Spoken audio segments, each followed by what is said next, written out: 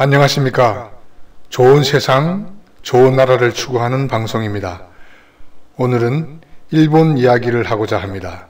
일본은 우리나라를 빼앗고 성씨를 일본 성씨로 바꿔 우리 민족을 말살하려고 했던 용서가 안 되는 나라이지만 국제관계 측면에서 냉철하게 살펴보고 일본과 어떻게 지내야 할지에 대해 살펴보겠습니다.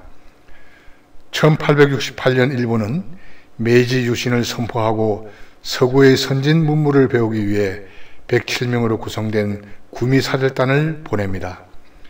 이들은 미국 선박 아메리카호를 타고 1년 10개월 동안 미국과 유럽 열강을 방문하였는데, 이 순방을 통해 일본은 국제관계에 있어서는 힘이 곧 정이다 라는 결론을 내리고 군사력을 키웁니다. 이후 청일전쟁과 러일전쟁을 일으키고 세계 최강국이었던 영국과 동맹조약을 체결하면서 아시아의 패권 국가가 됩니다. 또한 미국과는 일본은 한국에 대한 보호권을, 미국은 필리핀에 대한 통치를 상호 인정한다라는 가스라 테프트 밀약을 체결하고 조선을 침탈합니다. 이후 중국 본토를 침공하고 미국을 상대로 태평양 전쟁을 일으키지만 일본이 항복하면서 우리는 환희의 강복을 맞이합니다. 그러나 소련군이 신속하게 한반도로 진군함에 따라 38선이 그어지고 미군이 남한에 진조하여 군정을 실시하게 됩니다. 미 군정은 한국에 있는 일본 재산을 미 군정청에 기속시키고 대한민국 정부 수립 후 한국에 이양합니다. 1952년 1월에는 이승만 전 대통령이 이승만 라인으로 불리는 평화선을 선포하여 독도를 한국의 영토에 포함시킵니다.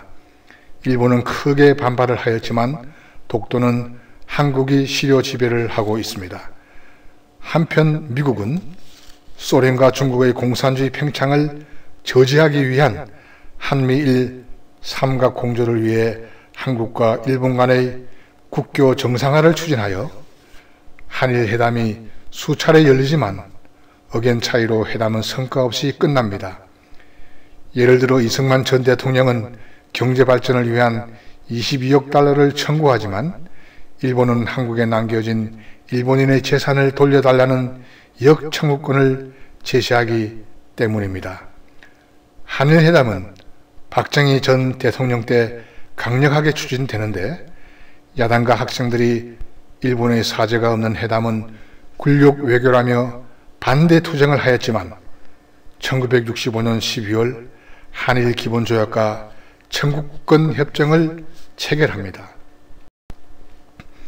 그 내용은 일본은 조선에 투자한 자본과 일본인의 개인 재산을 포기하고 한국 국민의 청구권에 관하여는 어떠한 주장도 할 수 없는 것으로 하면서 무상 3억 달러, 유상 차관 2억 달러, 민간 상업 차관 3억 달러, 총 8억 달러를 지급합니다.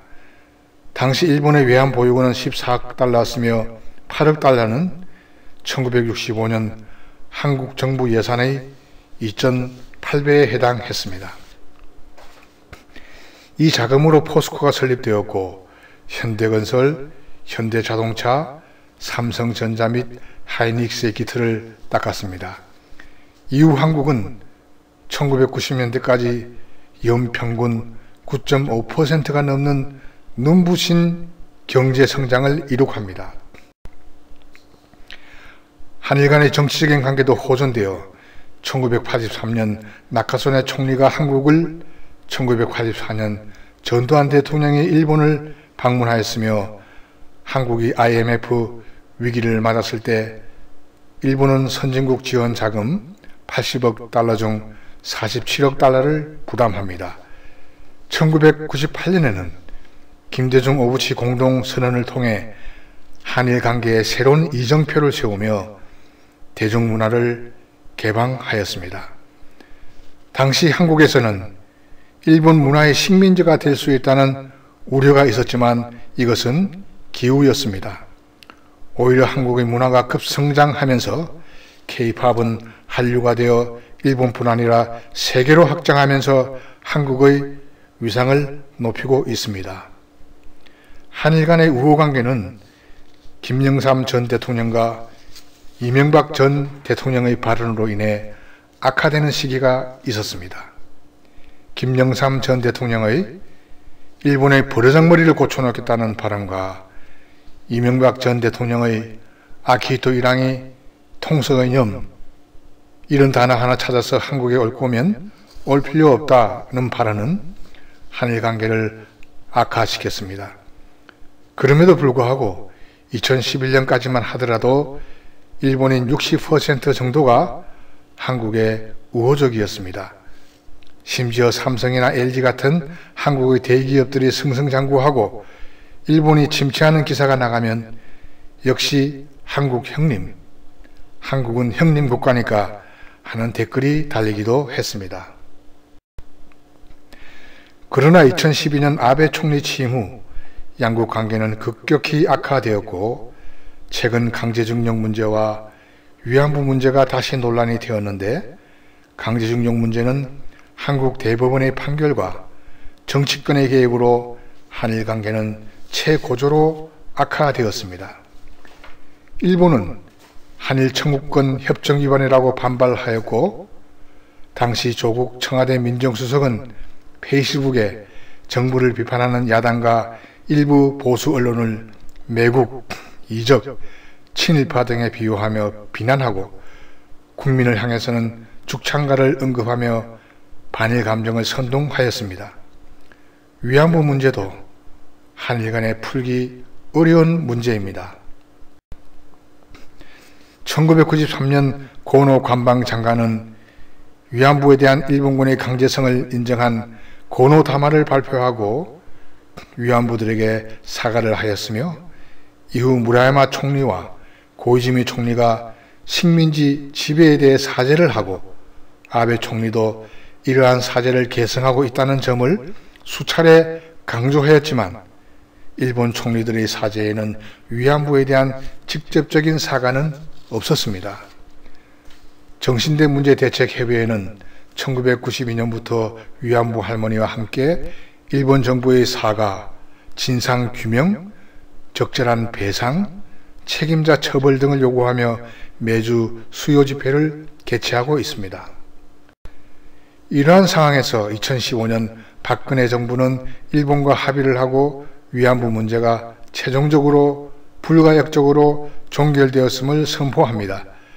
이 합의로 일본 정부는 10억 엔을 출연하고 생존 위안부 할머니 47분 중 37분이 1억 원씩을 수령해 갔지만 이 합의에는 위안부 할머니들의 의견과 일본의 진정한 사과가 없는 합의라는 비판이 일었습니다. 강제징용과 위안부 문제는 해결하기 어려운 문제입니다.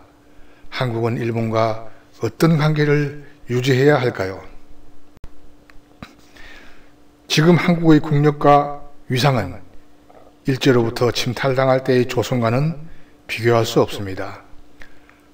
한국의 기업들은 일본을 제치고 1등 제품을 만들어 세계에 판매하고 있고 GDP도 일본과 대등한 수준으로 다가가고 있습니다.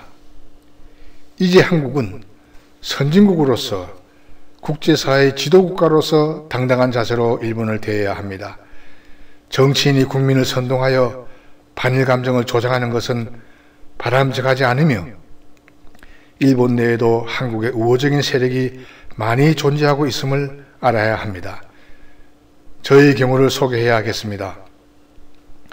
젊은 시절 하와이에 체류할 때 어느 뷔페 식당에 된장국이 있다는 소리를 듣고 반가운 마음으로 가서 보니 일본 미소 된장이었습니다. 우리나라를 침탈하고 식민 지배를 한 일본이 생각나 먹을 수가 없었습니다. 일본에 대한 적대 감정은 한국 국민들 모두의 마음속에 자리 잡고 있다고 생각합니다. 그렇지만 정치인은 국익을 위해 일본과 우호관계를 유지하는 노력을 해야 합니다.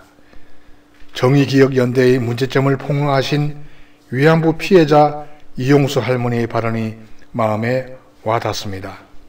이용수 할머니는 한 학생들이 서로 친하게 왕래하면서 역사를 배워야 한다. 30년간 앉아서 하는 이야기가 사죄하라, 배상해라 하는데 일본 사람들이 뭔 줄 알아야 사죄하고 배상할 것 아니냐라고 하였습니다. 한국과 일본은 서로를 아는 노력을 해야 하고 미래 발전적인 관계를 유지해야 합니다.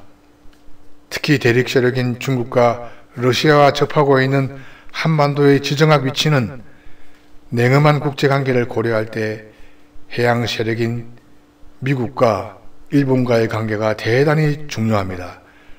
한일 간의 강제징용, 위안부 등의 역사 문제는 정치인과 민간인 수준에서 활발한 교류와 논의를 통해 풀어나가야 합니다.